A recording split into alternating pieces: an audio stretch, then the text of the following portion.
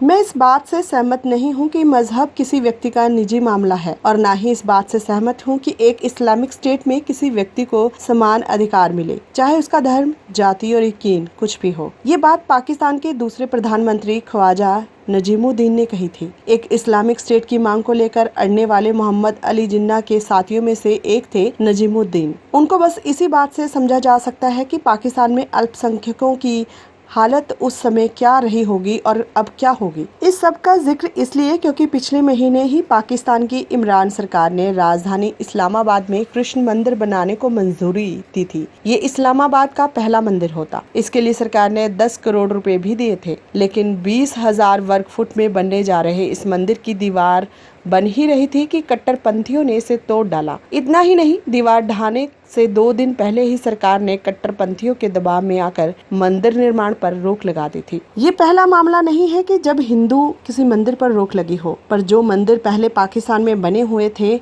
उनका भी हाल सही नहीं है। आइए अब आपको बताते हैं कि पाकिस्तान में कितने मंदिर थे और कितने अब रह चुके हैं और कितने बन रहे हैं। All Pakistan Hindu rights movement के एक सर्वे में सामने आया है कि 1947 में बंटवारे के समय पाकिस्तान में 428 मंदिर थे, लेकिन 1990 के दशक के बाद इसमें से 408 मंदिरों में खिलौने की दुकानें, रेस्टोरेंट, होटल्स, दफ्तर, सरकारी स्कूल या मदरसे खुल गए। इस सर्वे के मुताबिक अल्पसंख्यकों की पूजा वाले स्थलों की 1.35 लाख एकड़ जमीन पाकिस्तान सरकार ने इक्वेई प्रॉपर्टी ट्रस्ट बोर्ड को लीज पर दे दी। इस ट्रस्ट का काम ही है विस्थापितों की जमीन पर कब्जा करना, यानी ऐसे लोग जो पहले तो यही रहते थे लेकिन बाद में दूसरी जगह चले गए। पाकिस्तान में काली बाड़ी मंदिर था, उसे दारा इस्माइल खान ने खरीदकर ताजमहल होटल में तब्दील कर दिया। खैबर पख्तूनवा के बनू जिले में एक हिंदू मंदिर था, वहां अब मिठाई की दुकान है। कोहाट में शिव मंदिर था जो अब सरकारी स्कूल बन चुका है। रावलपिंडी में भी एक हिंदू मंदिर था जिसे पहले तो ढाया गया,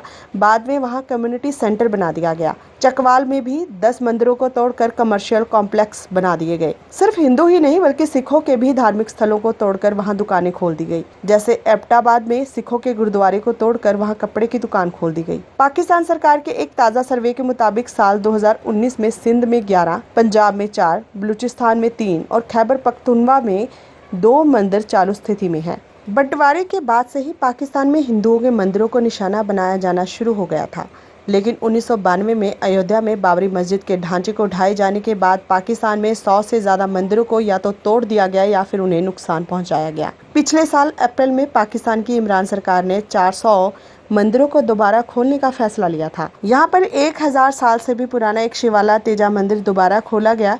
ये मंदिर आज़ादी के बाद से ही बंद पड़ा था और 1992 में इसे भारी नुकसान भी पहुंचाया गया था।